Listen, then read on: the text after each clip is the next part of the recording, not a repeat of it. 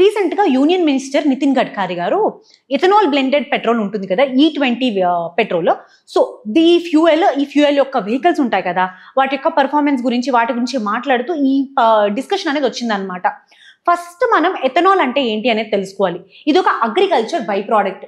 Ethanol అంటే ఏంటి? Agriculture by product. స్పెసిఫిక్గా కార్న్ కానివ్వండి, షుగర్ కేన్ కానివ్వండి, సో వీటి యొక్క బై ప్రోడక్టే ఈ ఎథనాల్ వస్తుంది అనమాట.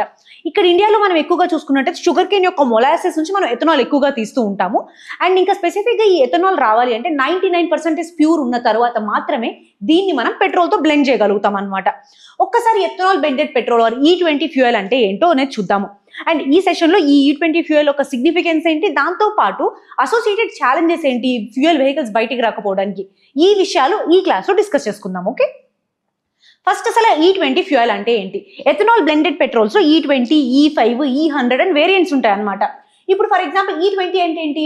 20% ఎథనాల్ ని 80% పెట్రోల్ తో బ్లెండ్ చేస్తే E20 ఫ్యూయల్ అంటాం అనమాట. అదే ఒకవేళ E100 అన్నారు అనుకోండి, అంటే 100% ఎథనాల్ ఉంది ఇందులో అని అర్థము. E5 అంటే 5% ఎథనాల్ అండ్ 95% పెట్రోల్ ఉంది అని అర్థం అనమాట. సో ఇట్లా ఈ పర్సంటేజ్ 20 ఏదైతే ఉందో ఇథనాల్ పర్సంటేజ్ ఎంత ఉంది అని చెప్పేటటువంటి నెంబర్, అదే E20 ఫ్యూయల్ అని చెప్తారనమాట. అసలు E20 ఫ్యూయల్ ని ఇండియా ప్రమోట్ చేయడానికి మేజర్ రీజన్స్ ఏంటి అంటే, ఈ ఎథనాల్ బ్లెండెడ్ పెట్రోల్ ని ప్రమోట్ చేయడానికి మేజర్ రీజన్స్ ఏంటి అంటే, ఇండియా యొక్క ఇంపోర్ట్ బిల్లు తగ్గించుకోవడానికి, అట్లానే అగ్రికల్చర్ లో క్రాప్ రెసిడ్యూస్ ఉంటాయి కదా, దానివల్ల స్టబుల్ బర్నింగ్ ఇలాంటివి జరగకుండా ఉండడానికి, అండ్ ఇంకా దాంతో పాటు మనం చూసుకున్నట్టయితే ఫార్మర్స్ యొక్క ఇన్కమ్ ని సపోర్ట్ చేయడానికి ఇవి మేజర్ ఆబ్జెక్టివ్స్. ఒక్కసారి E20 పెట్రోల్ యొక్క సిగ్నిఫికెన్స్ అనేది చూద్దాము. ఫస్ట్ సిగ్నిఫికెన్స్ మనం చూసుకున్నట్టే ఇంకా చెప్పుకున్నాం కదా, ఆయిల్ ఇంపోర్ట్ డిపెండెన్సీ తగ్గించడం అని చెప్పేసి. మనం ఎంత పర్సెంట్ ఆయిల్ ఇంపోర్ట్స్ మీద డిపెండ్ అవుతాము? 85% ఆఫ్ ఇండియా ఆయిల్ ఇంపోర్ట్స్ మనం ఎక్స్పోర్ట్స్ నుంచి డిపెండ్ అవుతూ ఉంటాం అనమాట. అండ్ నెక్స్ట్ మనం చూసుకున్నట్టయితే అది ఎంత కాస్ట్ అవుతుందో తెలుసా? Per year 22 lakh crore rupees cost అవుతుంది, which is 85% of the crude oil import చేసుకుంటూ ఉంటాం మనం. అండ్ ఇంకా మనం చూసుకున్నట్టయితే ఇథనాల్ బ్లెండెడ్ పెట్రోల్ వల్ల దాదాపు 15 million tons ఆఫ్ పెట్రోల్ ని సేవ్ చేయొచ్చు పర్ ఇయర్. అండ్ ఇంకా 4 billion వరకు ఫారెక్స్ సేవింగ్స్ ని మనం సేవ్ చేయొచ్చు. ఇది ఇంపోర్ట్ డిపెండెన్సీని తగ్గించేటటువంటి అవకాశం ఉందన్నమాట. నెక్స్ట్ రెండవ సిగ్నిఫికెన్స్ ఏంటంటే ఫార్మర్ ఇన్కమ్ బూస్ట్ చేయడం. సో బేసిక్గా ఏదైతే ఇథనాల్ తీసుకుంటున్నామో మనం చెప్పాం కదా, మెయిజ్ అని లేకపోతే షుగర్ కేన్ అని, ఈ క్రాప్స్ నుంచి మనం తీసుకుంటామని చెప్పేసి. సో ఫస్ట్ ఆఫ్ ఆల్ ఏమవుతుంది అంటే, ఈ ఇథనాల్ వల్ల ఈ క్రాప్స్ యొక్క MSP అనేది పెరుగుతుంది.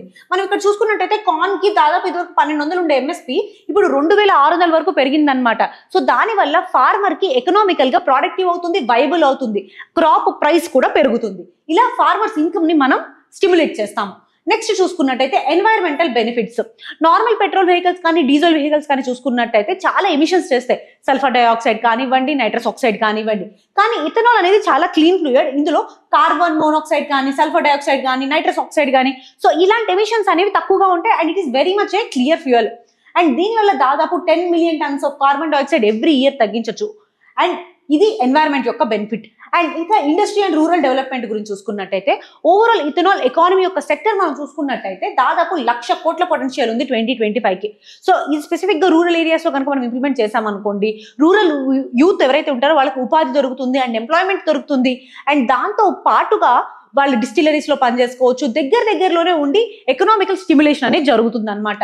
సో ఇది ఇథనాల్ బ్లెండెడ్ పెట్రోల్ యొక్క సిగ్నిఫికెన్స్ అండ్ ఆ డిస్టిలరీస్ యొక్క సిగ్నిఫికెన్స్. కానీ ఇది ఇంకా కంప్లీట్ గా ఫుల్ ఫ్రాంచైజ్ గా నాకు రాలేకపోవడానికి కొన్ని ఛాలెంజెస్ ఉన్నాయి. ఛాలెంజెస్ ఏంటి అంటే, ఫస్ట్ ఇంపార్టెంట్ ఛాలెంజ్ వచ్చేటప్పటికి మిస్ఇన్ఫర్మేషన్. స్పెసిఫిక్గా మిస్ఇన్ఫర్మేషన్ ఏంటి అంటే, పెట్రోల్ లాబీ గ్రూప్స్ ఉంటాయి కదా, అంటే ఎవరు అంటే ఇప్పుడు పెట్రోల్ వెహికల్స్ ఉంటాయి కదా, అవన్నీ ప్రొడ్యూస్ చేసే వాళ్ళు కానివ్వండి, ఆ స్పెసిఫిక్ లాబీ వాళ్ళంతా ఒక మిస్ఇన్ఫర్మేషన్ క్యాంపెయిన్ రన్ చేస్తున్నారు. దేని గురించి? ఈ ఇథనాల్ బ్లెండెడ్ పెట్రోల్ వాడే వెహికల్స్ సరిగ్గా పనిచేయవని చెప్పేసి, ఆరెల్స్ పార్ట్స్ ఏవైతే ఉంటాయో స్పేర్ పార్ట్స్ అవన్నీ పాడైపోతాయి అని చెప్పడం. సో ఇలాంటి మిస్ఇన్ఫర్మేషన్ క్యాంపెయిన్స్ రన్ చేస్తున్నారు.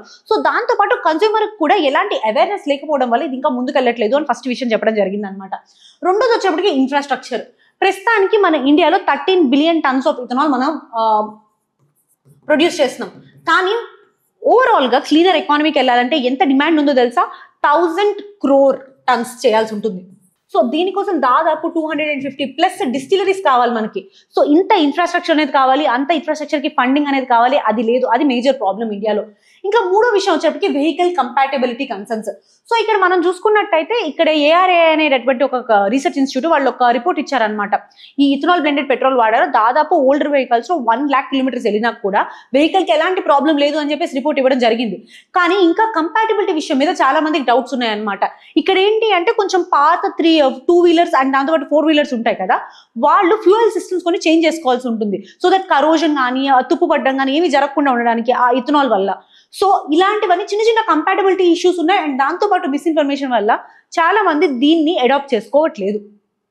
నెక్స్ట్ 4వ వచ్చేప్పటికి ప్రైస్ పారిటీ ఆఫ్ ఇథనాల్.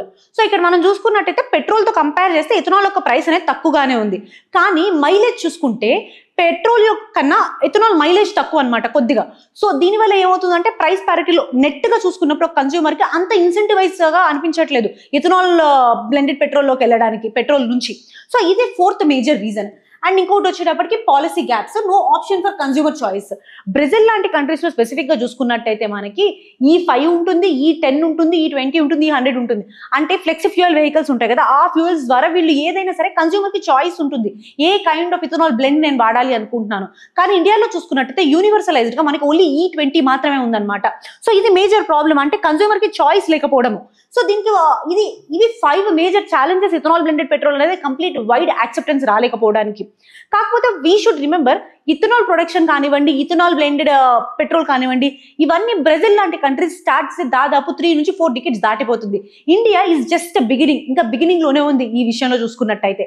అయితే మనకు కూడా ఇంకా 4 to 5 years ఇంకా కావాల్సి వస్తుంది, ఇంకా మెచ్యూరిటీ రావాలి ఈ వెహికల్ టెక్నాలజీలో కానీ లేదా ఈ వెహికల్ ఫ్యూయల్ టెక్నాలజీలో కానీ చూసుకోవాలి అంటే.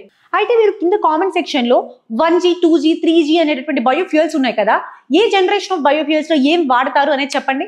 Thank you so much.